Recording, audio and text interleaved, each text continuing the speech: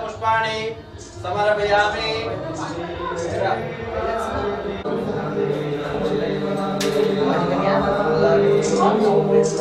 सुगन्धेन मालाद्यादीन मे प्रभूमयानितानि पुष्पाणि पूजार्थं प्रतिगृह्यताम्। समर्पयामि माल्यादीन सुगन्धेन मालाद्यादीन मे प्रभूमयानितानि पुष्पाणि पूजार्थं प्रतिगृह्यताम्।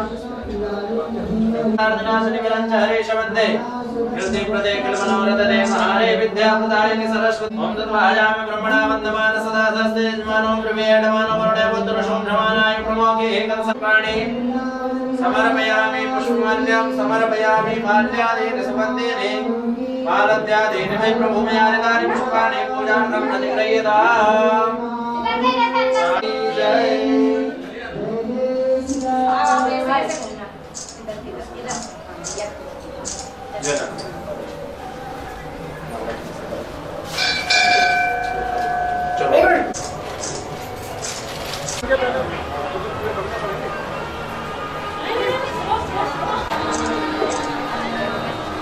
नमस्कार दादा।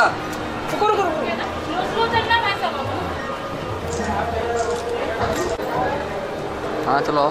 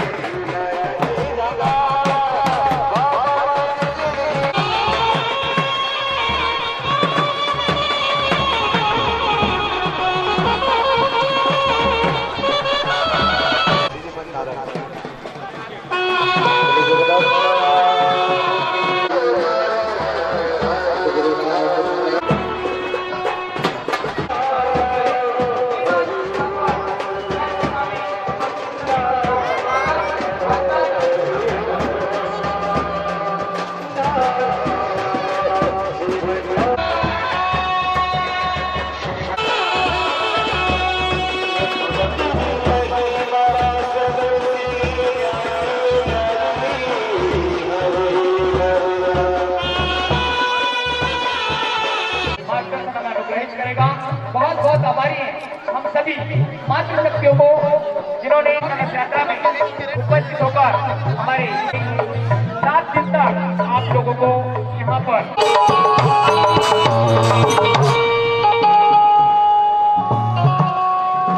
सभी भक्तगण यहाँ से प्रसादी प्राप्त करके ही जाएं।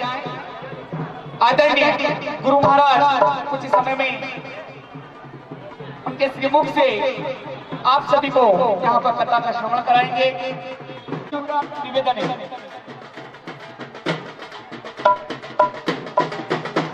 प्रसादी ना बांटे, इसके बाद प्रसादी बांटे जब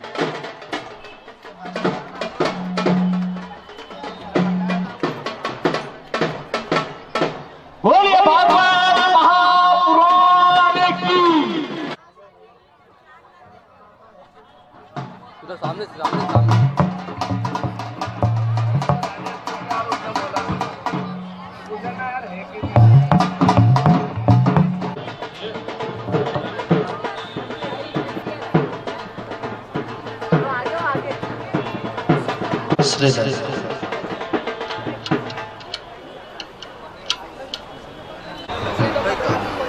जितने भी भक्तगण यहाँ पर उपस्थित हैं, आदरणीय गुरु महाराज ने अभी आग्रह किया है जो सभी भक्तगण यहाँ से भागवत महापुराण का पूजन कर सकते हैं और उसके बाद आरती का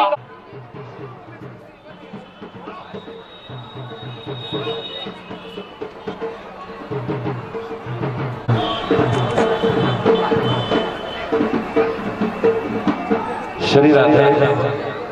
आरती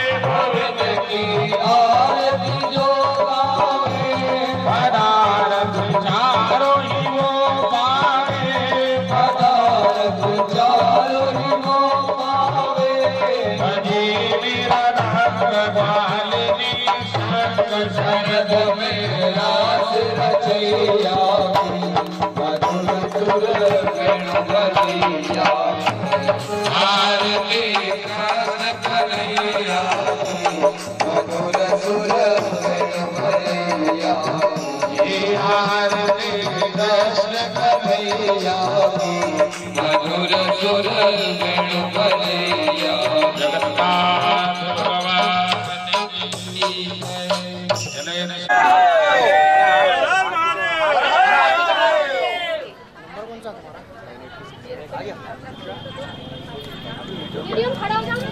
लक्ष्मण का है लक्ष्मण 2 मिनट भाई लक्ष्मण का वो भी दो लक्ष्मण का है ये इधर आ गया हाँ तो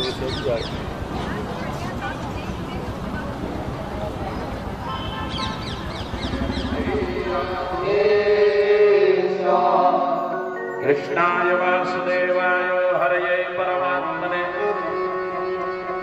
प्रणतः क्लेशनाशाय श्री गोविंदाय नमो नमः। आदरणीय महानुभाव बंधुओं, श्रद्धामयी मातृशक्ति प्रभु भक्ति परायण मेरे आराध्य ब्राह्मण देवता बालक बालिका भगवान जगन्नाथ को बारंबार प्रणाम करते हुए आज हम इस मोक्षदायिनी भागवत यात्रा का शुभारंभ करने जा रहे हैं।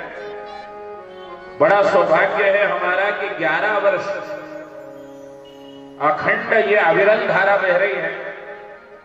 बीच में पिछले साल कथा नहीं हुई, पर कथा का चिंतन सतत बना रहा। कथा चाहे ना हुई, कार्यकर्ताओं के मन में, श्रोताओं के मन में, आयोजक के मन में, यजमान के मन में कथा की चर्चा, कथा का चिंतन, कथा की आशा, कथा की उम्मीद, कथा के प्रति ललकपन बना रहा।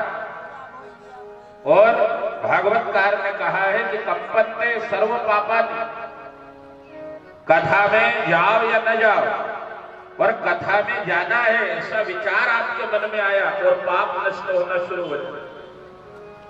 तो हमारा कथा का जो क्रम था वो टूटा, पर कथा के प्रति जो प्रेम है, कथा के प्रति जो लगाव है, कथा के प्रति जो स्नेह है, आकर्षण है, वो नहीं टूटा। ये भगवान की बड़ी अद्भुत कृपा रही।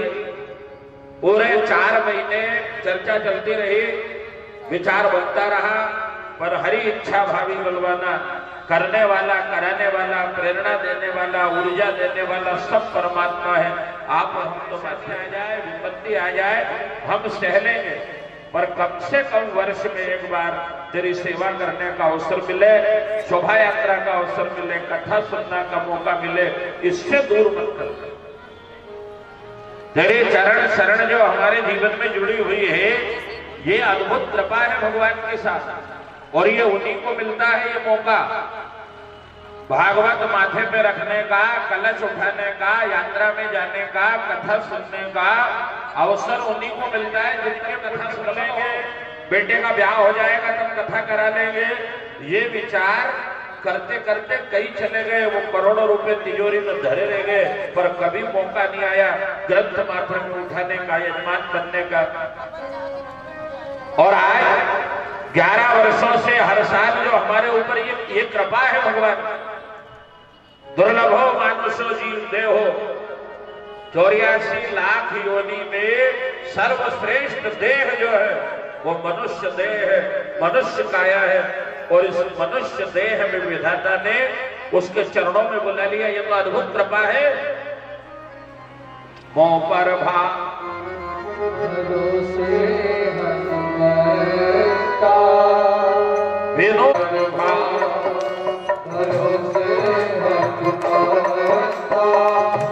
विनो हरि कृपा। बाबा ने मानस में लिखा है कि दुनिया में सब मिल जाएगा, धन मिलेगा, बेटा मिलेगा, पोता मिलेगा, मकान, दुकान, सब सहजता से प्राप्त हो जाएगी, परंतु भगवान की कथा, संतों की वाणी, तीर्थों की यात्रा, भगवान की सेवा कब मिलेगी? जब उसकी अद्भुत कृपा हो। बोले जन्मांतरे भवेत् पुण्यम तदा भागवतम लभेत्। कब मिलेगी कथा, कब मिलेगी प्रवचन, कब मिलेगी संतवाणी? बोले जब हमारे पाप नष्ट होंगे और हमारे पुण्यों का उदय होगा, तब जाकर के जीवन में ये मौका है। कई लोग विचार करते ही रह जाते हैं, बोले आज तो शुरू दिन है, कल चलेंगे, कृष्ण जन्म वाले दिन चलेंगे, फिर उन्होंने कहा दूसरे दिन चलेंगे, फिर बोले आखिरी दिन भंडारे में चलेंगे। ये विचार करते करते 7 दिन पछतावा रह जाता है। अरे कथा हो गई पास में, मोहल्ले में कथा हो गई, रोड पे कथा हो गई, नजदीक हो गई, जा नहीं पाए, ऐसे प्रपंच में फंसे हैं। फिर आरोप किसको लगाएंगे? दुनिया को। अरे साहब क्या बताएं, ऐसे उलझे हैं। तो उलझे तो हम खुद ही तो उलझे है ना, किसी ने उलझाया थोड़ी।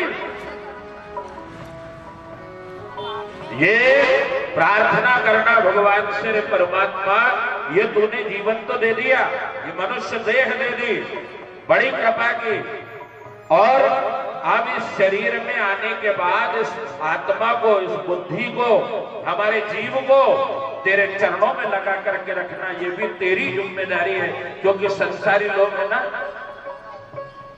4 घंटे पांडाल में बैठेंगे जब तक तो बड़ा आनंद आएगा, हर बात समझ में आएगी, बुद्धि एक ही जगह लगी रहेगी कथा में। और जैसे ही पांडाल के बाहर निकलेंगे तो दरवाजे के बाहर तो माया खड़ी है ना, फिर उलझ जाए।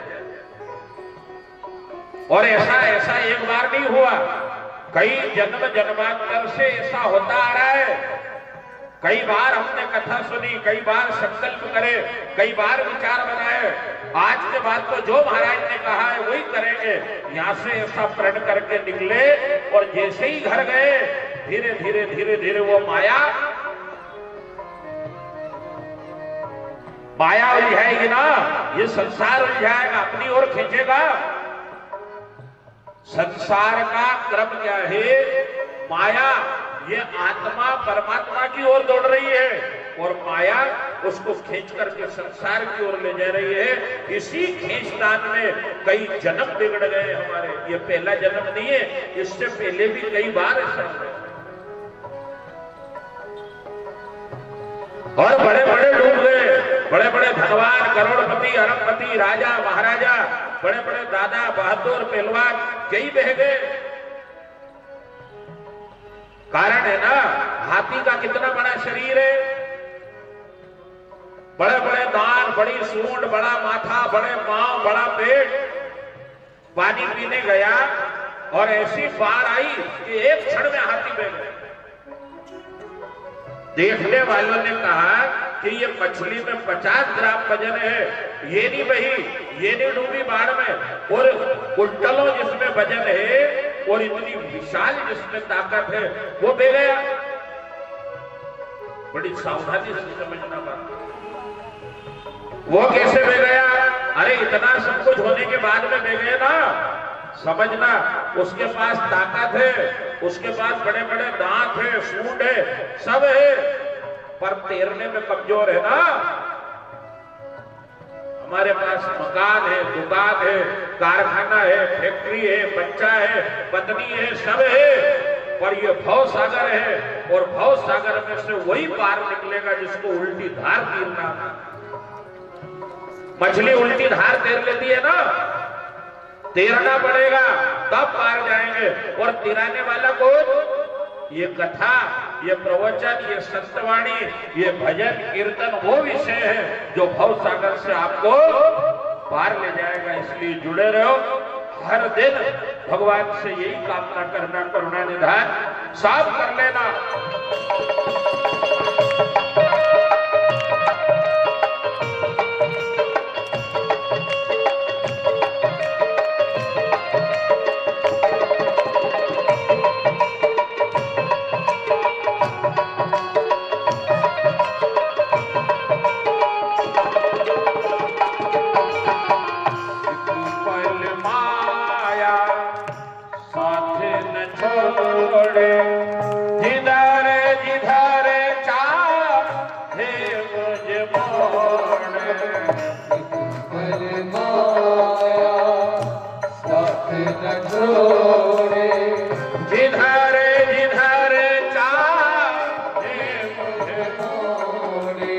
आत्मा चाह रही है कि कथा में चले, मंदिर में चले, वाणी सत्य की सुनने चले, कहीं हरिद्वार मथुरा वृंदावन ओंकारेश्वर नेमावर चल के 4-8 दिन निवास करे, पर माया मोड़ करके बता देती है तू 8 दिन के लिए चला गया तो ये गृहस्थी बिगड़ जाएगी। जाना बस 4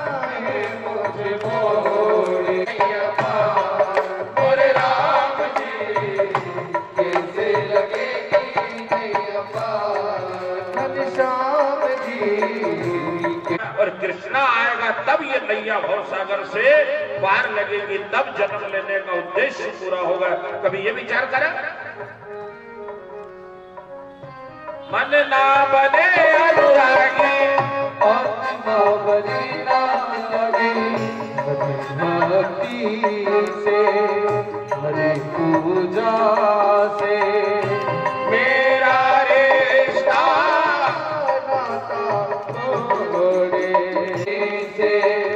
हरि पूजा से मेरा रिश्ता नाता तोड़े। माया न जाए मन से भक्ति ना आए, माया न जाए मन से भक्ति ना आए मन में हो सजने करूं मैं हजार कैसे लगेगी नैया पार मोरे राम जी कैसे लगेगी नैया पार। कृष्णा न आए मन में कृष्णा न जाए मन से कृष्णा न आए मन में कृष्णा न जाए मन से हो जतने करूं मैं हजार। हरे हरे कैसे लगेगी नैया पार राम जी कैसे लगेगी नैया पार।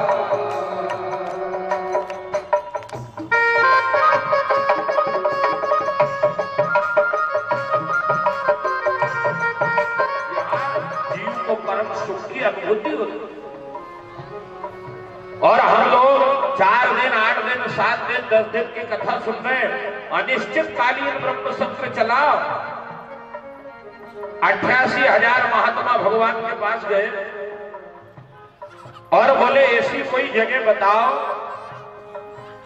जहां हमारे मन में असंतोष पैदा ना हो, ऐसा स्थान बताओ जहां कथा करने में विघ्न पैदा ना हो, ऐसी जगह बताओ जहां हमारा मन समाधिस्थ होकर के प्रभु आपके चरणों में लग जाए। तो भगवान ने अपना निमि छोड़ा, निमि कहते हैं चक्र। भगवान ने अपना चक्र छोड़ा और 88,000 महात्माओं से कहा इसके पीछे पीछे जाओ और जहां ये ठहर जाए बस वहीं आप लोग बैठ करके और कथा सुनना शुरू कर देना। कथा कौन सुनाएंगे? बोले सूत जी महाराज। सारे 88,000 महात्मा चक्र के पीछे पीछे चले और वो चक्र भोरलोक, भोरलोक, सरलोक, महरलोक, जनलोक, तपलोक, सत्यलोक, अतल, वितल, सुतल, रसातल, तलातल, महातल, पाताल सारे लोकों में गया और भ्रमण करता हुआ धेनुमती नदी के किनारे जाकर के ठहर गया। तो जहां वो भगवान का निमि जाकर के ठहरा उस स्थान का नाम पड़ गया नैमिषारण्य। जहां निमि जाकर के रुका वो नैमिषारण्य। साल भर पहले हम लोग इस समय में नैमिषारण्य में कथा था। नया वर्ष वही नैमिषारण्य में मनाया गया था। आज भी वहां चक्र तीर्थ है, बराबर जल घूमता है, मां गोमती का धेनुमती का किनारा है और बिहड़ जंगल में बसा हुआ वो श्रेष्ठ स्थान जहां से अहिरावण को मार करके हनुमान जी राम लखन को कंधे पर बिठा करके धरती में से बाहर आए, वो जगह है नैमिषारण्य। आज भी हनुमान जी का विशाल मंदिर है, आधी मूर्ति अंदर है, आधे भगवान बाहर आए हैं। ऐसी दिव्य जगह है, आप लोग समय निकाल के और ऐसे स्थानों में जाओ। ये क्षण भंगुर जीवन है। आज मामा के यहाँ, कल किसी के ब्याह में, परसों उठाने में, फिर किसी के दाग में, ऐसे ही ऐसे में जिंदगी खत्म कर ली। और अब कई का तो जब जब समय था तब तो गए नहीं, और जब हाथ पांव साथ नहीं दे, जब बोले महाराज आप ले चलो, तो कैसा ले जाए? चला नहीं जाए, दिखा नहीं जाए, बैठा नहीं जाए, जब बोले आप ले चलो, कहां से ले चले? ऐसे दिव्य स्थानों पर जाकर के आप लोग दर्शन करो। आप लोग ये मनुष्य जीवन में ही संभव है। अगले जन्म में पेड़, ढोर, कुत्ता, बिल्ली भी बना दिया भगवान ने, तो कार तो कुत्ते की योनि मिल गई, वहां भी मिल जाएगी, बंगला भी मिल जाएगा, दूध रोटी भी मिल जाएगी, पर वो कुत्ता समझे कि मैं देवी सारणी हुए हूं तो संभव नहीं है। क्या भाव है? यही तो जीवन है। और धीरे धीरे धीरे धीरे ये जीवन निकलता जा रहा है, और इसका अंत कब आ जाए इसका कोई भरोसा नहीं है। इसलिए श्रेष्ठ तीर्थों का भ्रमण, क्या सौंदर्यता है भारत भूमि की, जरा जाकर निहारो तो सही। खाली बच्चे पालने में, मकान बनाने में, दुकान बनाने में, तेरा मेरा करने में ही ये हीरे जैसे जीवन को व्यर्थ गवा दिया।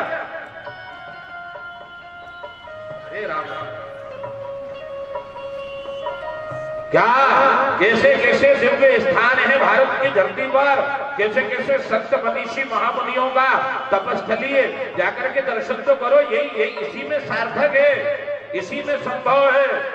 और अगले जन्म में जब 84 लाख योनि में भटकेंगे, वहां ये आत्मा ये अपने आप को धिक्कारेगी, रे परमात्मा तूने मनुष्य बनाया, पर मैंने ब्याह में, नुक्ते में, घाटे में, उठाने में, बारात में, इनमें आने जाने में टाइम निकाल दिया, पर कभी तीर्थों में नहीं।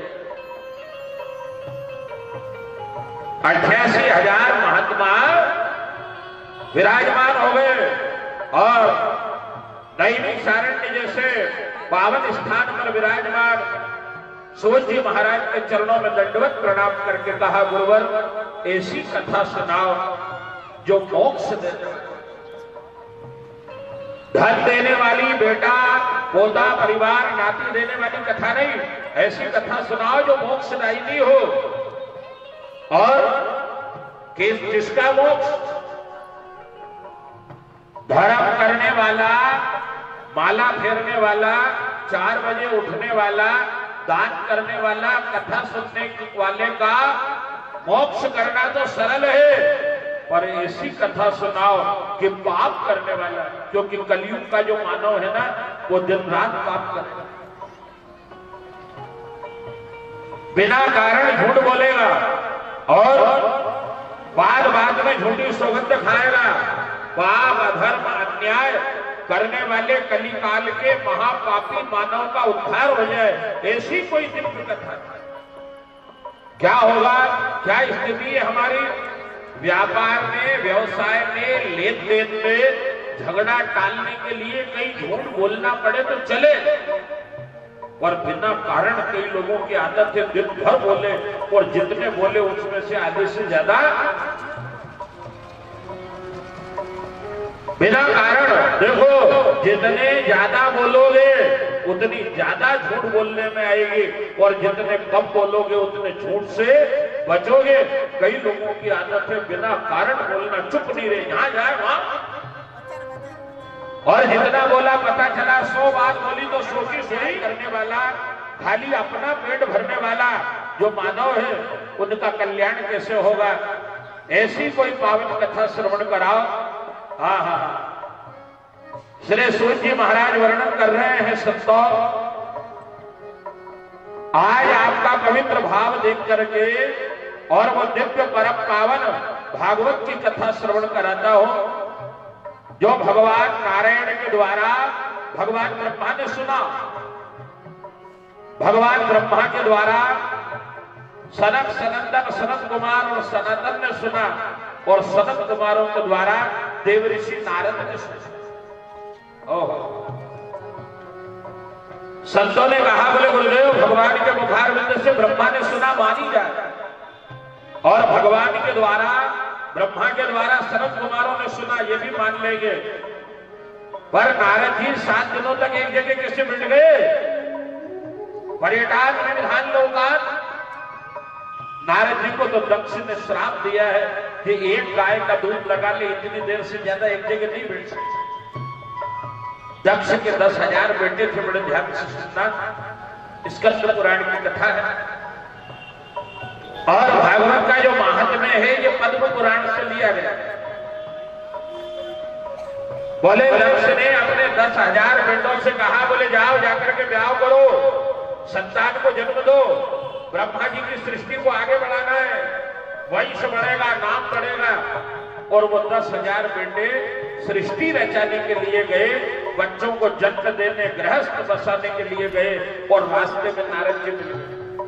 देखो आज संत वाणी का चमत्कार, बार बार सुनना क्यों जरूरी है, बार बार कथा में जाना क्यों जरूरी है, कि जब भी कथा के पंडाल में हम बैठे, एक कथा सुनी कोई फर्क नहीं पड़ा, 10 सुनी कोई फर्क नहीं पड़ा, पर कभी ना कभी कोई वाणी, कभी न कभी कोई शब्द, कभी न कभी कोई प्रसंग अंदर उतर गया और उसने अंदर की आत्मा को झंझोड़ दिया, तो जीवन का मार्ग बन जाएगा साहब। कभी तो पड़ेगी। बार बार हम निशाना लगा रहे हैं, चोट लगा रहे हैं, बार बार शब्दों का प्रहार हो रहा है, कभी न कभी तो आत्मा में कोई बात लगेगी। और विश्वास रखना, जिस दिन आत्मा में कोई चोट लग गई, कोई बात अंदर उतर गई, कोई हृदय को कोई प्रसंग छू गया, उसी दिन संसार से विरक्ति हो जाएगी और लो परमात्मा में लग जाएगी। बस चोट लगना चाहिए, कभी तो लगेगी, जाया करो, कभी तो हिलोर आएगी, कभी तो परमात्मा कृपा करके कोई शब्द अंदर उतारेगा। क्या प्रभाव है सत्य की वाणी का, कि वो 10,000 बेटे जो ब्याह करने जा रहे थे, रास्ते में नारद जी मिले। नारद जी ने कहा, क्यों भैया कहां जा रहे हो? बोले ब्याह का, बच्चों को जन्म देंगे, पिताजी की आज्ञा है, सृष्टि को आगे बढ़ाएंगे। अच्छा, अरे बोले ये बताओ कि भजन कब करोगे? बोले बस बच्चों को बड़ा करा, बच्चे उत्पन्न हुए, सृष्टि आगे बढ़ी, और फिर माले ही तो फिरना है। कई का जीवन निकल गया ये बोलते बोलते, महाराज एक बेटे का ब्याह और हो जाए, फिर आपके साथ बस कर दोगे। ये काम हो जाए फिर भजेंगे, ये काम हो जाए फिर तीर्थ यात्रा करेंगे। ये विचार करते करते जीवन निकलता जा रहा है ना हमारा। नारद जी ने कहा, बोले ये बताओ ऐसी कौन सी गुफा है जिसमें व्यक्ति चला तो जाता है पर बाहर नहीं निकल पाए, और जाने में बड़ा आनंद आएगा। वो है गृहस्थ की गुफा। एक बार जो चला गया साहब, फिर बाहर निकलना। कोई कोई सूरमा होता है जिसके हृदय में कोई संत की वाणी प्रवेश कर गई, जिसके हृदय में कोई शब्द की चोट लग गई, वो पल्ला झटकार के निकलता है। कोई कोई सूरमा, बाकी इस दलदल में एक बार जो फंस गया वो फंसा ही रह जाता है साहब, सोचता ही रह जाए बस ये काम निपटा, इसके बाद तो ग्रह कारज नाना जंजाला। सबसे बड़ा यदि जंजाल दुनिया में है साहब तो गृहस्थ का है। सबसे बड़ा पहाड़ है संसार में तो गृहस्थ का है। और एक निवेदन और करूंगा कि सबसे बड़ा सिद्ध आश्रम यदि कोई है तो वो गृहस्थ है। इसके बिना गति भी नहीं है, पर इसमें प्रवेश करो। पर कैसे करना है कि जब हमारी जिम्मेदारी पूरी हो जाएगी उसी दिन पल्ला झटकार के गृहस्थ में रहो। पर कैसे रहना है? जो जग में रहो तो ऐसा रहो जैसे जल में कमल का। गृहस्थी होना बुरा नहीं है, गृहस्थ होना बुरा है। इसको उलझ के रह जाना बुरी बात है। बाकी मेरा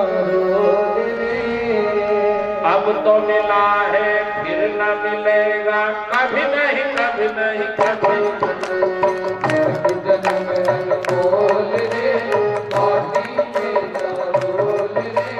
अब तो मिला है फिर न मिलेगा, कभी नहीं कभी नहीं कभी नहीं। बोल रे बाटी में न बोल रे, अब तो मिला है फिर न मिलेगा।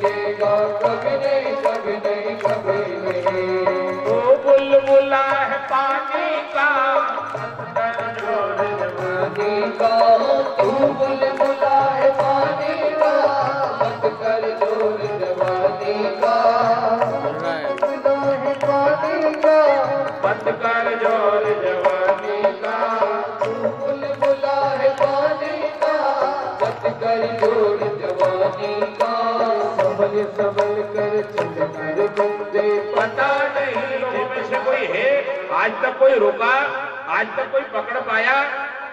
नहीं पकड़ पाया ना, तो जाना हमको भी है। और जब जाना ही है, हमारा दायित्व पूरा हो गया, कर्तव्य पूरा हो गया, और पल्ले झटकार के कल के कथा प्रसंग में आपको बताया जाएगा कि नारद को कि जिसके करने से आत्म संतोष हो कि हाँ हमने कुछ करा, अब खाली रोटी खाई और बोले सफेदी हुई थोड़ी है।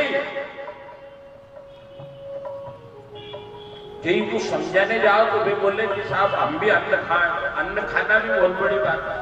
अन्न खा लिया तो वे गेहूं में धंधुरिया पड़े, वे भी तो अन्न खाए भी। तो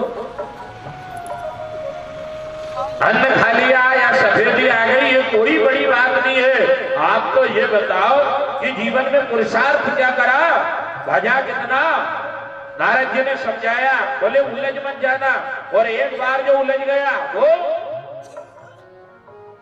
10,000 बेटों को जो ब्याह करने जा रहे थे उनको सन्यासी बना दिया, कमंडल हाथ में दे दिया। जब दक्ष को ये बात मालूम पड़ी तो बड़ा नाराज हुआ। रे दुष्ट नारद, मेरे लाडले बेटे जो ब्याह करने जा रहे थे सृष्टि बसाने, उनको तूने बाबा जी बना दिया, श्राप दे दिया। दक्ष ने बोले जाओ एक गाय का दूध लगा ले, इतनी देर से ज्यादा एक जगह नहीं बैठ पाओ। नारद जी ने कहा, अरे बोले इतना समय तो बहुत है जी। एक घड़ी आधे घड़ी शादी में पुनिया, तुलसी संगत साधु के घरे कोटि अपरा। अरे बोले एक गाय का दूध लगाने इतनी देर में तो न जाने क्या कर दूंगा। भगवान के प्रसाद का एक कण और सत्य का एक क्षण भी यदि मिल गया तो जीवन का 12-11 हो जाए। और ठाकुर जी के चरणामृत का, भगवान के प्रसाद का एक दाना चला गया तो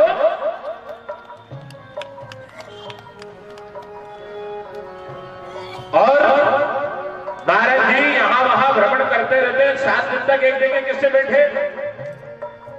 बोले सनंदन, सनत कुमार और सनातन चारों भाई सत्संग के लिए गंगा के आनंद नामक तट की ओर जा रहे थे। मार्ग में मिल गए नारद। चारों भाइयों का नियम था कि रोजाना कथा करना नित्य प्रति। कोई सुनने वाला मिल जाए तो सुनाने लग जाए, कोई सुनाने वाला मिल जाए तो बैठ करके सुनने लगे। और कई बार ऐसा हुआ न सुनने वाला मिला न सुनाने वाला मिला तो 3 भाई कथा कहते और 1 भाई कथा सुनता। 1 भाई कथा कहता, 3 भाई कथा सुनता। कथा रोजाना जरूरी क्यों है? रामायण नित्य पढ़ो, कथा नित्य सुनो। क्यों? पाप नित्य हो रहे हैं, इसलिए रोज फटका लगना भी। घर में झाड़ू रोज लगाओ कि 8-15 दिन में लगाओ। और देव कार्य से जो पीछे हटेगा, दान देने में जो पीछे हटेगा, दर्शन करने में जो पीछे हटेगा, श्रवण करने में और वंदना प्रार्थना करने में जो पीछे हटेगा, उसका प्रारब्ध उससे पीछे हट जाएगा।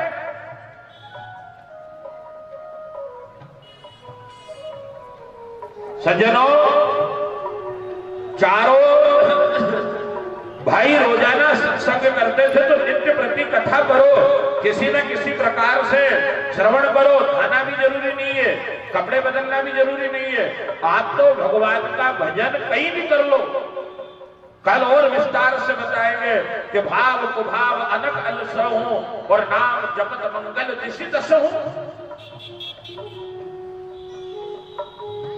चारों भाई जा रहे थे, मार्ग में नारद जी मिले। चारों ने कहा, नारद आप कथा ब्रह्मंदीन मुखः कुतश्चित्ता दुर्भवा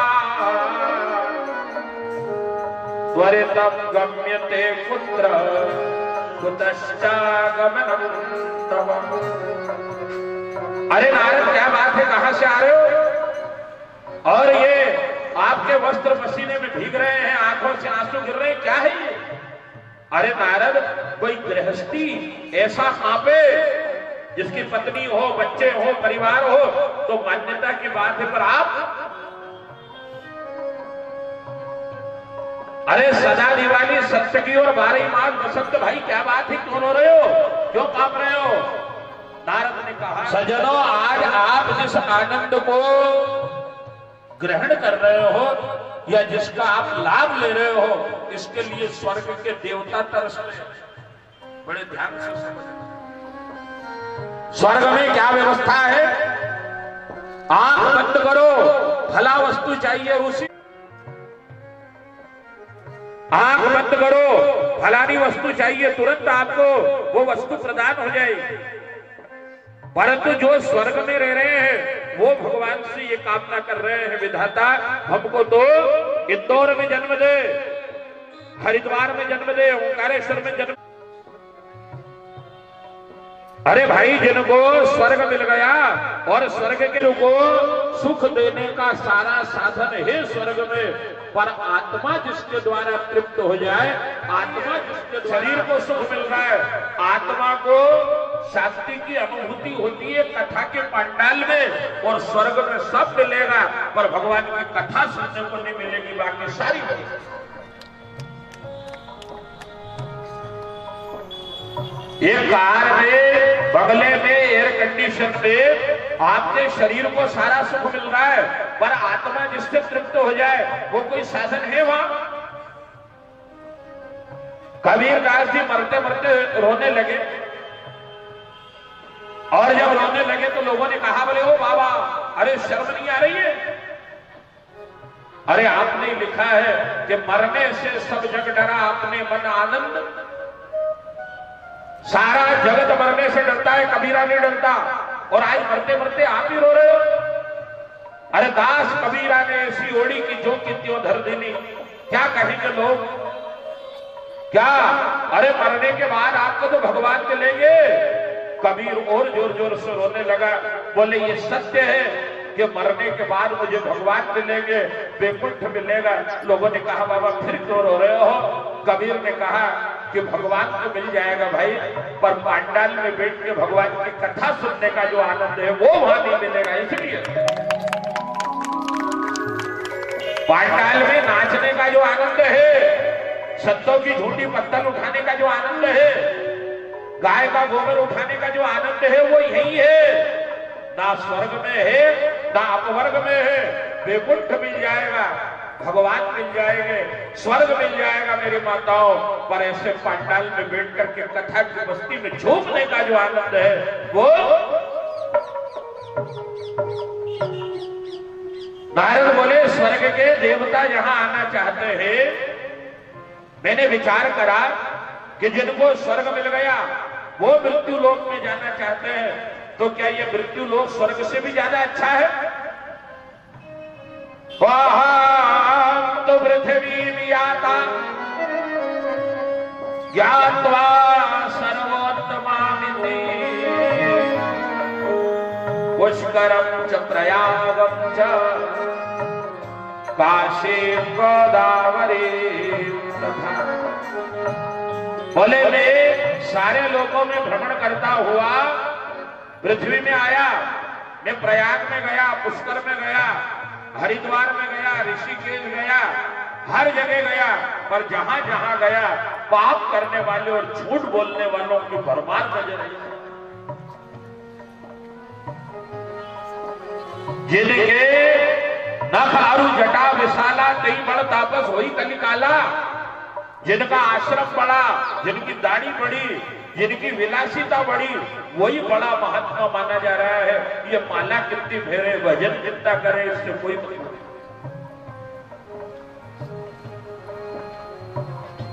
और जहां जहां गया अन्याय, अधर्म और असत्य का बोलबाला नजर आया।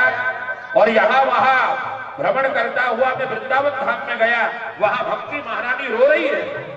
उसके बेटे ज्ञान और वैराग्य वृद्ध होकर के मूर्छित पड़े हैं।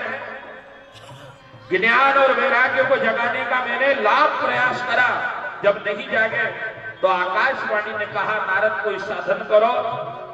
तो ज्ञान और वैराग्य को जगाने के लिए मैं भटक रहा हूं।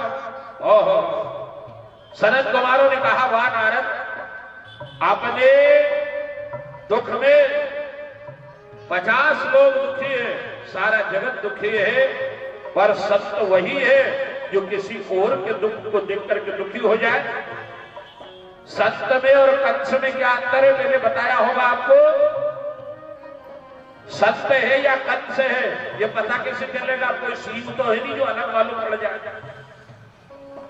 सत्य वो है जो किसी का बुरा होते ना देख पाए, किसी को दुखी होता हुआ ना देख पाए, ये सत्य के लक्षण है। और किसी का अच्छा होते हुआ ना देख पाए, ये कंस के लक्षण है। कई लोग श्री राम होते देखते हैं ना तो आंख में आंसू झरझरा जाते हैं, अरे राम ऐसा नहीं होना था। बस यही सत्य के लक्षण है। कोई दाढ़ी जटा बढ़ाना जरूरी थोड़ी। महात्मा वर्णन कर रहे हैं। सनत कुमारों ने कहा, बोले नारद चलो गंगा के आनंद नामक तट पर श्रीमद् भागवत की कथा करेंगे। ज्ञान यागम करिष्यामि सुख शास्त्र कथोज्ज्वला। और भागवत के द्वारा ज्ञान और वैराग्य को चेतना आएगी। देखते ही देखते सारा पांडाल भर गया। बड़ी भारी व्यास गादी बनी गई। सनत कुमार प्रधान वक्ता हुए, नारद जी प्रधान श्रोता हुए। और जब भागवत कहना आरंभ किया तो क्या महिमा बताई है भागवत की। आहा पंचोग्र पापास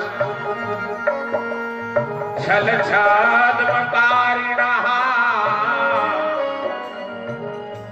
क्रूरा पिशाचा इव निर्दयाः ब्रह्मा स्वपुष्टा व्यभिचारकारिणः सप्ताह यज्ञेन कलौ पुनन्ति। सरस है श्री राम। 5 प्रकार के महापाप करने वाला पापी कौन कौन से? 5 पाप बोले, गुरु स्त्री पर कुदृष्टि डालना, मदिरा पान करना, गो हत्या करना, जन्म देने वाले माँ बाप को ताड़ना देना, स्वर्ण चुराना। 5 महापाप करने वाला पापी यदि 7 दिन तक एक जगह पर बैठ जाए और सप्ताह विधि श्री राम सप्ताह विधि यदि श्रवण कर ले तो 7 दिनों में सारे पाप जड़ मूल से नष्ट हो जाएंगे। ये सनत कुमार का दावा है। और सज्जनों एक बात और ध्यान रखना कि जिस जगह पे हम लोग बैठे हैं या आप लोग रहते हो, ये जगह प्रयाग से भी ज्यादा श्रेष्ठ है। मेरे बाबा ने रामायण में लिखा है, मुद मंगलमय सत्य समाजो और जो जग जंगम तीर्थ राजो। जहां सत्य निवास करते हैं वो जगह प्रयाग के समान सिद्ध हो जाते हैं।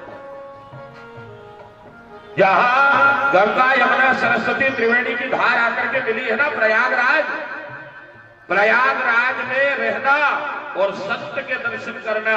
बर्फानी दादाजी जैसे महामहिम संत, ऐसी दिव्य भूमि जहां ऐसे संतों का आगमन होता है। और भगवती राजराजेश्वरी जहां प्रत्यक्ष विराजमान है और मां नर्मदा के तट पे बैठे हैं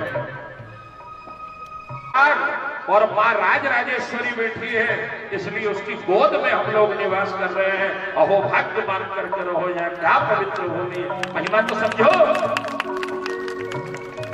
जहां ज्यादा जल जिस स्थान पे होता है वो कभी जल अशुद्ध नहीं माना जाता, ऐसा शास्त्र का दावा है। कितनी बड़ी टंकी मां नर्मदा का किनारा है ना, तो ऐसे पावन स्थान पर बैठ करके जो हम आप कथा सुन रहे हैं, ये कथा पाप नष्ट करेगी ऐसा विश्वास लेकर के बैठना। और सनत कुमार ने एक बड़ा दुख प्रकट करा। आजन्म मात्र बपिये नशते न किंचित् चित्तम विधाय सुख शास्त्र कथा रूपी चांडाल वच्च खरवद वदते जन्म जननी जन दुख भार।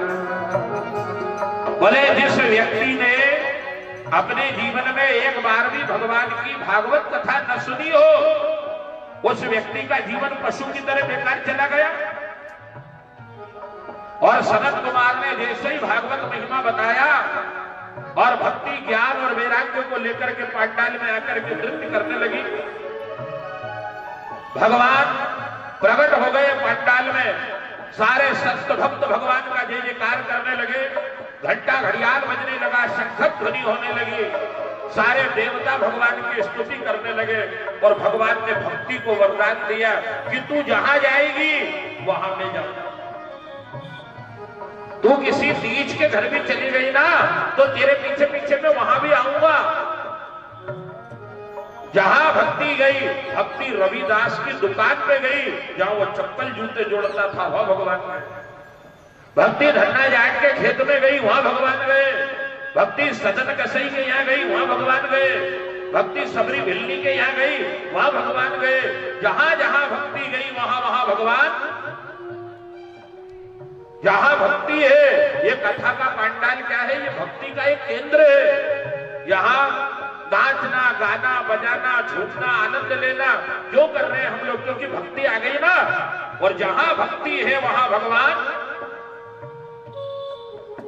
कथा के पंडाल में परमात्मा अवश्य मिलेंगे। क्यों? क्योंकि वहां भक्ति प्रवेश कर गई, और जहां भक्ति आ गई वहां भगवान। तो सांवरे से मिलने का सत्संग ही बहाना है। सांवरे बड़े झूठ के आनंद ले जाओ, सत्संग ही बहाना है। चलो सत्संग में चले, हरे गुण गाना है। चलो सत्संग में चले, हमें हरि गुण गाना है। ये कान्हा से मिले सत्संग ही बहाना है। चलो सत्संग में चले, हमें हरि गुण गाना है। मथुरा में ढूंढा तुझे, गोकुल में पाया है। मथुरा में ढूंढा तुझे, गोकुल में पाया है। मथुरा में ढूंढा तुझे, राधे गोकुल में पाया ढूंढा तुझे, गोकुल में पाया रे।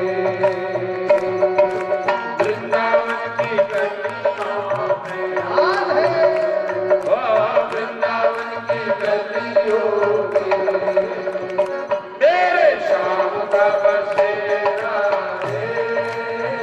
हो वृंदावन की गलियों में मेरे श्याम का बसेरा है।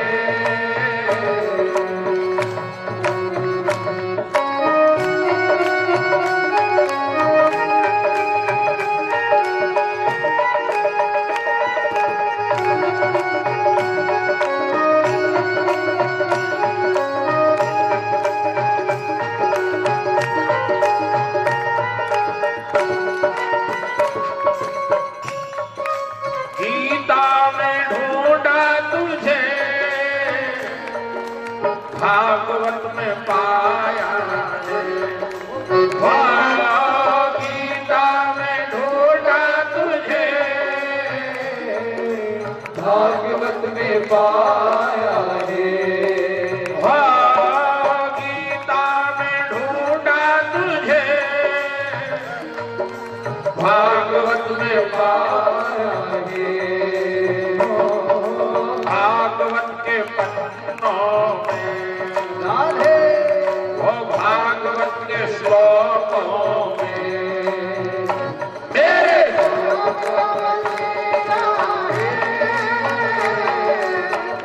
भगवान के शब्दों में मेरे श्याम का बसेरा। वहां पे जाऊंगा तो हमारे गृहस्थ में धन आए ना आए, दौलत आए ना आए, कार बंगला आए ना आए, पर हमारे गृहस्थ में भक्ति आ जाए जिसके कारण भगवान है। और भक्ति कब आएगी? ज्ञान की गादी है नम्रता, और भक्ति महारानी की का सिंहासन है दीनता। द्रवित जब हमारा हृदय होने लग जाएगा ना, पवित्र हो जाएगा हृदय, बुद्धि धर्म कर्म में, कथा भागवत सत्संग में लगने लगेगी, हमारे द्वार में सत्य ब्राह्मणों का आगमन होने लगेगा, और श्रेष्ठ कार्य जब हमारे द्वारा होने लगेंगे तो भक्ति आ जाएगी। और कोई रिश्तेदार परिवार आए नहीं आए, पर एक बार भगवान हमारे गृहस्थ में आ जाए तो हमारा भवन मंगल भवन बन जाए। भवन तो बड़ा भारी बना लिया, पर हमारा भवन मंगल भवन बने। और मंगल भवन कब बनेगा? जब भगवान आएंगे। और भगवान कब आएगा? तब हमारे घर में जहां भक्ति आई और भगवान दौड़ करके भगवान वरदान देकर के अंतर ध्यान हो गए, और सनत कुमार ज्ञान वैराग्य बैठ करके कथा सुनने लगे। भक्ति महारानी का प्रवेश हो गया, नित्य भगवान सत्संग में निवास करने लगे, और सनत कुमार एक इतिहास सुनाने लगे, पुरानी कथा। देखो, किसी भी चीज के लिए प्रयास कर लो। कोई के यहाँ बेटा नहीं है, कोई के पास धन नहीं है, कोई के पास मकान नहीं है, कोई को पत्नी नहीं मिली, कोई को पति नहीं मिला, तो प्रयास कर लो। और इसके बाद भी यदि नहीं मिले तो फिर समझ लेना कि हमारे प्रारब्ध में है ही नहीं, और जबरदस्ती आपने ले भी ली तो उसका परिणाम फिर गलत मिलेगा। कई पछता रहे कि बाप रे, ऐसी संतान से तो नहीं होती जो ही अच्छा, और वो नहीं थी जब तक में चेत नहीं पड़ी। कई लोगों के घर में धन गलत आ गया, वो धन ने गलत रास्ता लगा के बर्बाद कर दिया। कई लोगों को मकान गलत जगह मिल गया तो बर्बाद हो गए।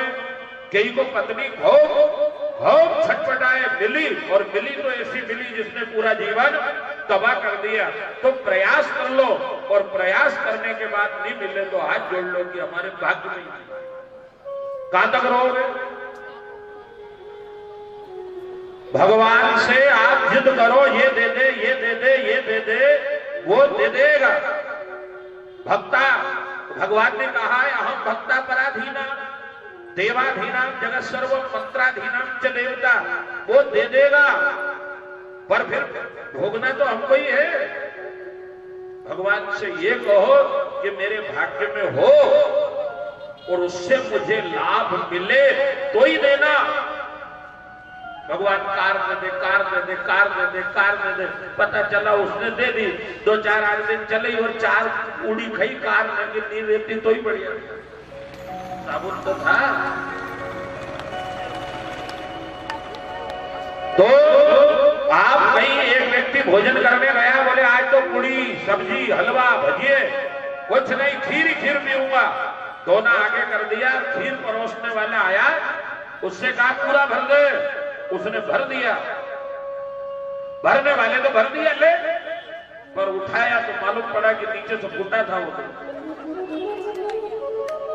आप जबरदस्ती मांगो और वो देने वाला दे भी देगा, पर भाग ही फूटे होंगे तो। अरे प्रारब्ध हमारा खराब है ना। आत्मदेव ब्राह्मण के यहाँ सब था, धन दौलत मकान दुकान रुपया पैसा, और एक संतान का अभाव था। पुत्र नहीं हुआ, पुत्री नहीं हुई, संतान नहीं, स्त्री बांझ। बड़े दुखी होकर के वन में गए, और वन में एक संत मिले, उनने सजाया बिठाया, ब्राह्मण देवता नहीं है भाग्य में, मत पीछे नहीं मानते। अरे बोले एक तो क्या, 7 जन्म तक तेरे भाग्य में संतान सुख नहीं है, और एक बात मन से निकाल देना हो कि बेटा नहीं होगा तो तरेंगे नहीं, पोता नहीं होगा तो तरेंगे नहीं। ना तो बेटा तारेगा ना पोता पार ले जाने वाला है कर्म। कर्म प्रधान विश्व रचि राखा।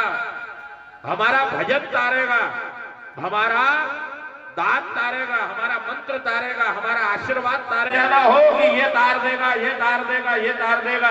तारने वाला है हमारा अपना कर्म। ये कथा तारेगी, भजन तारेगा।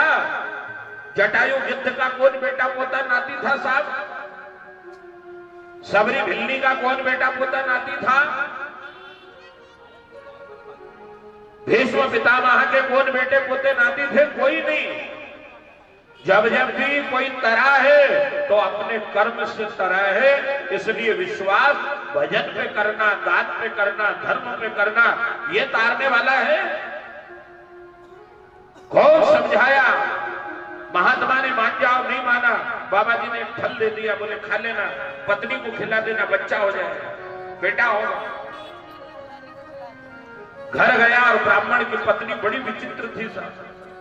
वो 2 4 10 घर में नहीं जाती ना दिन भर में, तब तक उसका मन ही नहीं मानता। जब तक इधर की इधर और इधर की इधर नहीं करते तब तक तो भोजन ही नहीं बचे। अब धुंधुलियों की संख्या बढ़ती जा रही है, यहां से वहां, वहां से वहां, वहां से वहां, वहां से वहां। 2 4 घर नहीं जाए जब तक तो। और याद रखना, भ्रमण सब पूज्यते राजा, भ्रमण सब पूज्यते योगी, भ्रमण सब पूज्यते विप्र, और भ्रमण नारी विनश्यति। ब्राह्मण घर घर जाएगा तो कमा के लाएगा, राजा घर घर जाएगा तो श्रेय मिलेगा, संत गली गली जाएगा तो लोग आदर करेंगे, पर भ्रमण नारी विनश्यति, बिना कारण नारी घरे घर जाएगी तो विनाश को प्राप्त हो जाएगी। भ्रमण नारी, ये शास्त्र की आज्ञा है, कोई मनगढ़ंत कहानी थोड़ी। भ्रमण नारी विनश्यति,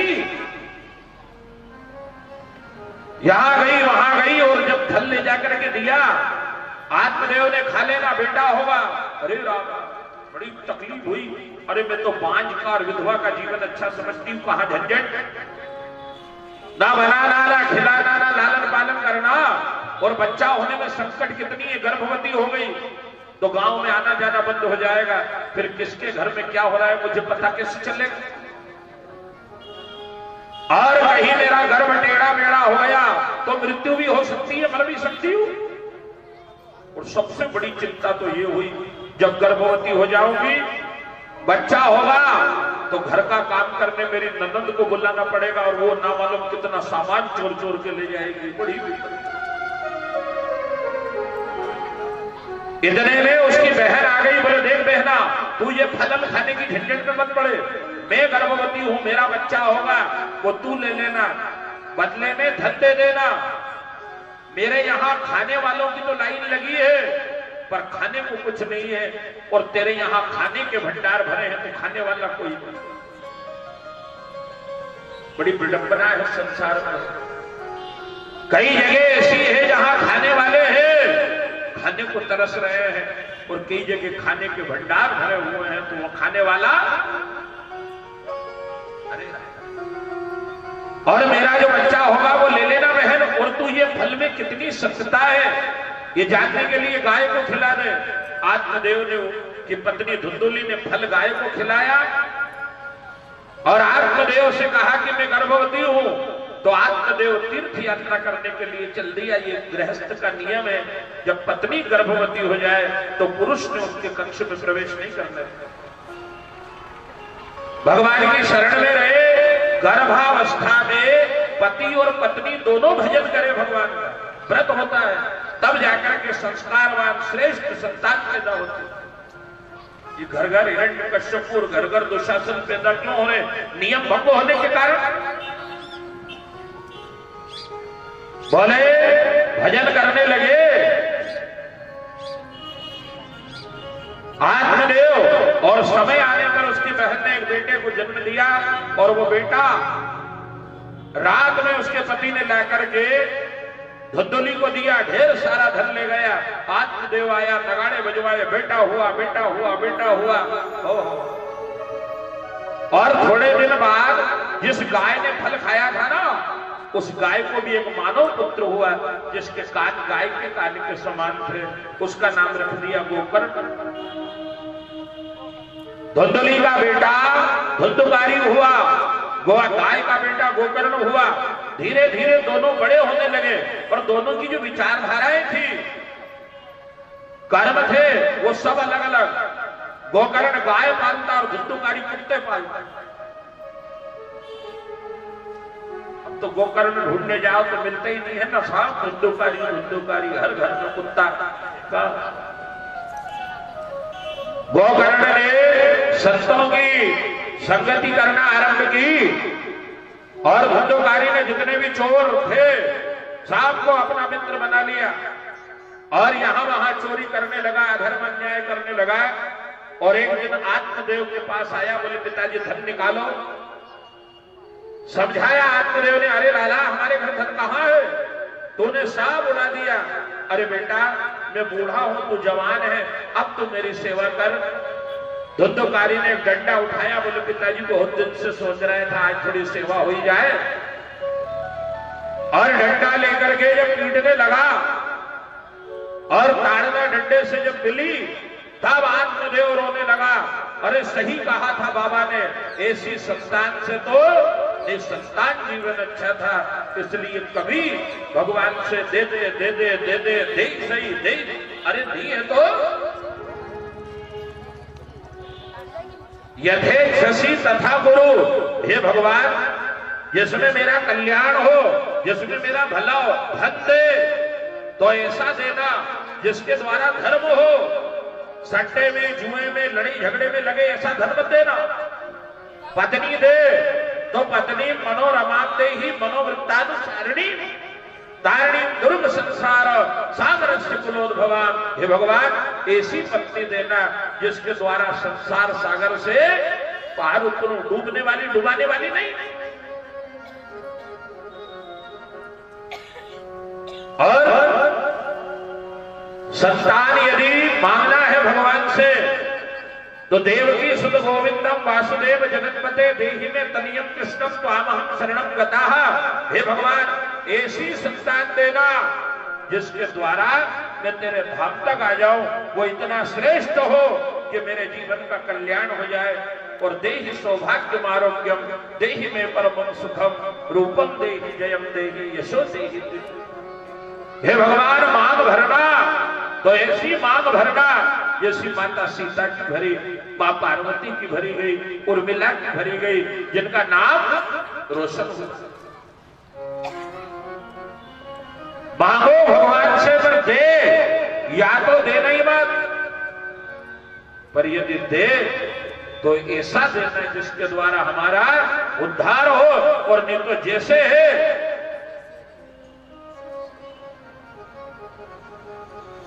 महात्मा वर्णन कर रहे हैं, आत्मदेव को गोकर्ण ने उपदेश दिया, पिताजी चले जाओ, धर्मं भजस्व यजलोक धर्मान।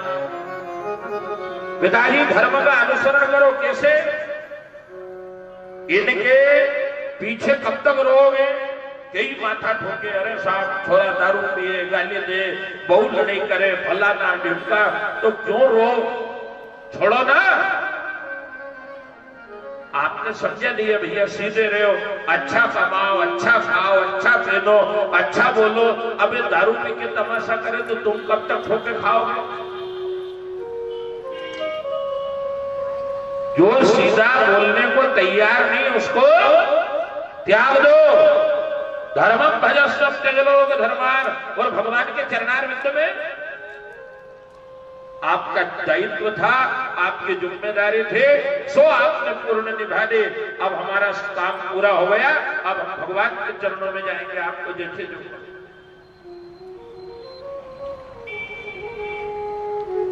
आत्मदेव को ज्ञानोपदेश किया गोकर्ण ने, आत्मदेव भजन करने वन में चले गए।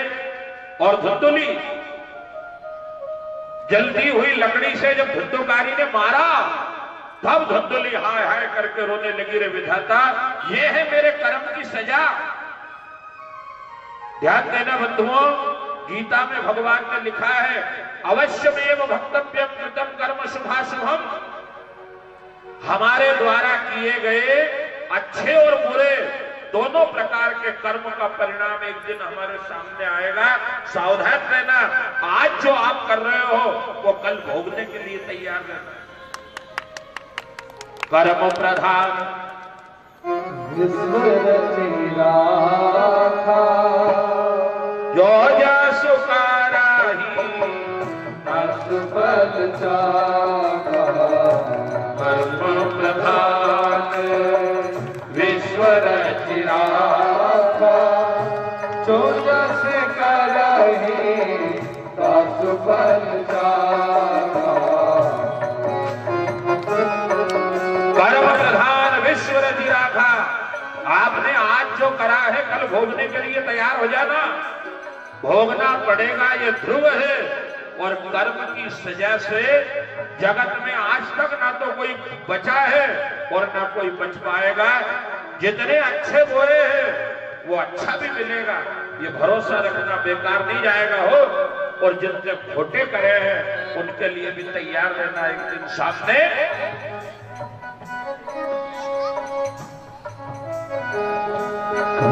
प्रधान विश्व रचि राखा, जो जसु कराही असफल चाखा। हाय हाय करके रोने लगी रे विधाता, मैंने देवता के समान पति के साथ धोखा करा, विश्वासघात करा, फल ला करके दिया वो नहीं खाया,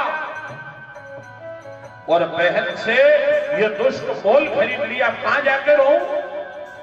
एक सूखे कुएं में गिर के प्राण त्याग दिए। धुंधुकारी ने 5 वेश्याओं को ला करके घर में रख लिया, चोरी करने लगा, डाका डालने लगा। और उन स्त्रियों ने जब ढेर सारा धन इकट्ठा कर लिया तो धुंधुकारी के गले में रस्सी का फंदा लगाया और उसी के गले घर में गड्ढा खोद के कर्म की श्रेणी बदल गई। खराब कर्म करा, व्यभिचार करा, दुष्कर्म करा, डाके डाले, चोरी की, अन्याय करा, क्या परिणाम निकला? प्रेत बना, यहां वहां भटकने लगा। और जब वह प्रेत गोकर्ण के सामने आया तब गोकर्ण ने कहा, भैया मैंने तेरे लिए गया जी में श्राद्ध करा। ये कई लोग बोले कि हमने तो गया श्राद्ध किया है। तो गया में पिंड छोड़ने गए थे कि पिंड छोड़ाने गए? कि अब काम खत्म हो गया। गया में श्राद्ध हो गया इसका मतलब ये नहीं है कि आपकी जिम्मेदारी खत्म हो गई। धूप निकालना, जिन जिन का गया श्राद्ध करा है उनके नाम से धूप निकालना बंद होगी, बाकी सब होगा। आपको ब्राह्मण भोजन भी कराना है, गौदान भी करना है, कथा भी कराना है, सब करना है, खाली धूप निकालना बंद होगा। अब कई तो पिंड छुड़ाया है, एक पिंड तो छुड़ा। प्रेत से कहा गया, अरे भैया मैंने आपके लिए गया जी में श्राद्ध करे। उसने जवाब दिया कि शतवारम गया श्राद्धम नमे मुक्ति भविष्यति। अरे भैया 100 बार भी गया में श्राद्ध कर देगा ना तब भी मेरा उद्धार नहीं होगा, इतने पाप करे हैं मैंने। तब गोकर्ण ने सूर्य भगवान को प्रकट करा और सूर्य भगवान ने आकर के कहा, बोले गोकर्ण संसार के जितने भी साधन है वो स्वर्ग देने वाले हैं, धन दौलत देने वाले हैं, आराम देने वाले हैं, पर श्रीमद् भागवतान मुक्ति ही सप्ताहे वचनम गुरु, मोक्ष देने वाला एक ही शास्त्र है और वो है भागवत पुराण। बोलो भागवत भगवान श्री गोविंद भगवान। जाकर के भागवत वाचन करो। गोकर्ण ने अपने ही नगर में सुंदर पांडाल बनाया, पांडाल में गोबर का लेपन करा, सारे पांडाल को हरे भरे पत्तों से सजाया, दिव्य व्यास गादी बनाई, सारा नगर आकर के कथा पांडाल में श्रवण करने बैठा। और वो प्रेत एक 7 गठान वाले बांस में जाकर के बैठ गया, कथा सुनने लगा और एक एक दिन एक एक ग्रंथियां चटकने लगी। 7 दिनों में 7 ग्रंथियों का भेदन हुआ और वो प्रेत दिव्य देह धारण करके भगवान का धाम चला गया। बोलो श्रीमद् भागवत महापुराण श्री सुखदेव जी महाराज। सारे लोग जय जयकार करने लगे, घंटा घड़ियाल बजने लगा, शंख ध्वनि होने लगी और महात्मा सूत जी महाराज वर्णन कर रहे हैं। संतों, सनत कुमार जी ने भागवत सुनने की विधि बताई है। एक टाइम भोजन करना, आपके शरीर में कोई रोग ना हो तो। एक तो बच्चे, बूढ़े और रोगी, इनके लिए नियम नहीं है। भूमि पर शयन करना, 7 दिन तक नाखून केश नहीं काटना, लहसुन प्याज का भक्षण नहीं करना, किसी को गलत शब्द का प्रयोग मत करना। ये जितने भी कार्य करता है, ये समझना कि ना जाने किस भेष में परमात्मा पांडाल में आ जाए। इसलिए हर श्रोता को भगवान का रूप मान करके आदर सम्मान करना। ये जितने भी ब्राह्मण संत आए हैं, ये सौभाग्य से मिलता है। अपनों को बुलाने का, बिठाने का, जिमाने का, सेवा करने का अवसर तो बार बार मिलता है, पर ब्राह्मणों का आदर करना, संतों का सम्मान करना, उनको सेवा करना, ये बड़ी मुश्किल से मिलता है। इसलिए ब्राह्मणों का आदर सत्कार सम्मान करना और पितरों के मोक्ष के लिए जो कथा सुन रहे हो, जिनके कोई पितर अधोगति को प्राप्त हो गए हो, वो अपने लिए यहाँ ला करके कुछ चावल रखना, एक नारियल रखना और बता देना कि हमारे पितरों का कोई किसी भी प्रकार से कोई दुर्गति में हो तो हमारी कथा सुनने से उनका मोक्ष हो। क्योंकि जो भी पितर हमारे चले गए, कुछ को तो हम जानते हैं, वो जैसे हैं जिनको जानते नहीं, उनकी कृपा भी हो रही है। और यदि वो भटक रहे हैं तो उनके कारण परेशानी भी, तो उनका उद्धार हो। मोक्ष देने वाला एक ही शास्त्र है, वो है भागवत पुराण। आप नित्य प्रति गाय को चारा डालो और गौ सेवा करो, ब्राह्मण सेवा करना, गौ माता का दान करना, अन्नदान, भूमि दान, ये सब पितरों के उद्धार के लिए ये कर्मकांड ने बताए।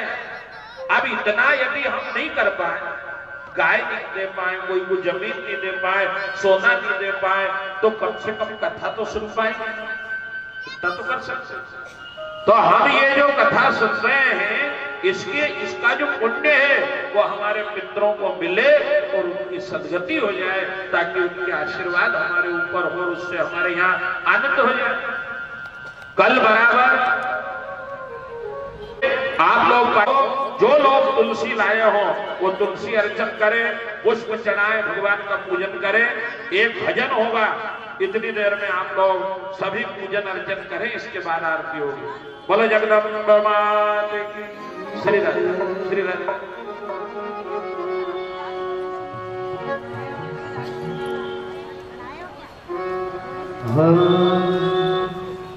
कन्हैया तेरी मुरली ने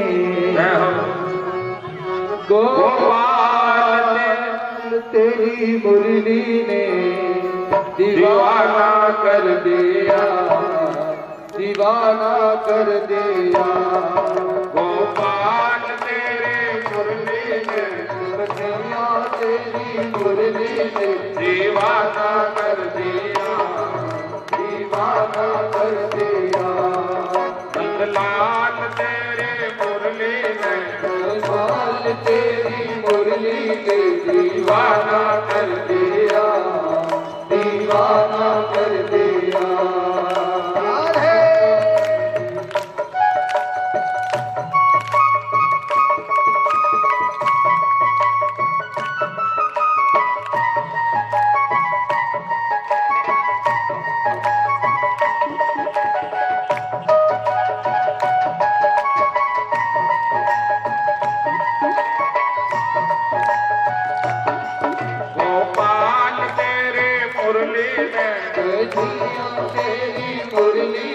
दीवाना कर दिया, दीवाना कर दिया, दीवाना कर दिया, दीवाना कर दिया।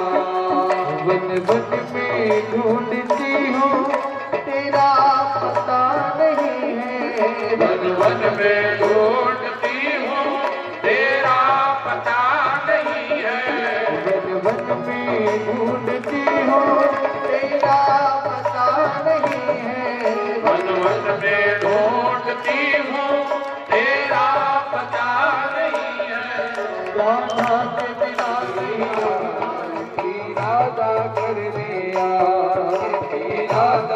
कर लिया, इरादा कर लिया।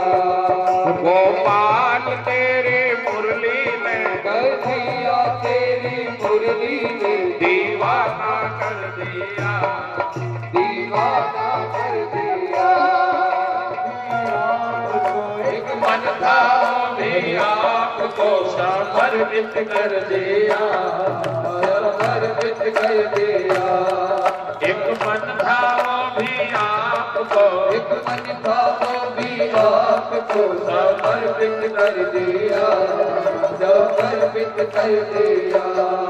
गोपाल तेरे मुरली में कर दिया तेरी मुरली ने, दीवाना कर दिया, दीवाना कर दिया, ओ दीवाना कर दिया, दीवाना कर दिया। श्री वृंदावन बिहारी भाव की नावे साधु बजा बजा ताली, मैया पर बैठने वाले तुम हो भोले वाले, देवाचार बुझा वाले तुम हो भोले वाले।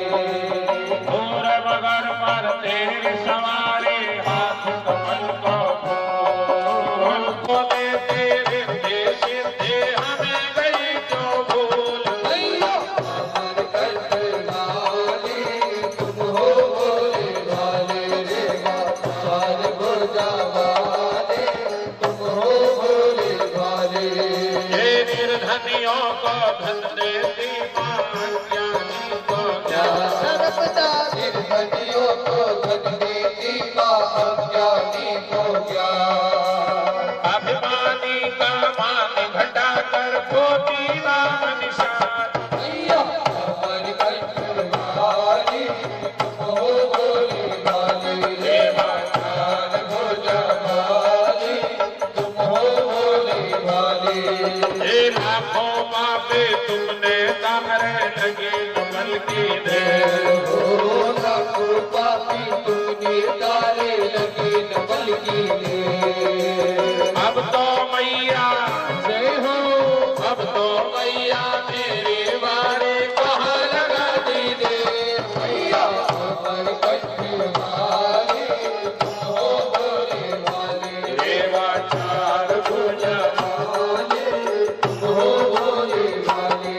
श्री भागवत भगवान की यार के पापियों को पाप से तारते, श्री भागवत भगवान की है। यार के पापियों को पाप से तारते। ये अमर ग्रंथ ये मुक्ति पंथ ये पंचम वेद निराला, नव ज्योति जगाने वाला। ये अमर ग्रंथ ये मुक्ति पंथ ये पंचम वेद निराला, नव ज्योति जगाने वाला। हरि नाम यही हरि ध्यान यही, हरि नाम यही हरि ध्यान यही, जग के मंगल की आरती पापियों को पाप से तारते। भागवत भगवान की है आरती पापियों को पाप से तारते। ये शांति गीत पावन पुनीत पापों को मिटाने वाला, हरि दर्श कराने वाला। ये शांति की याद है बाबा भवानी है नम नमामि, हरे राम राम राम हरे हरे कृष्ण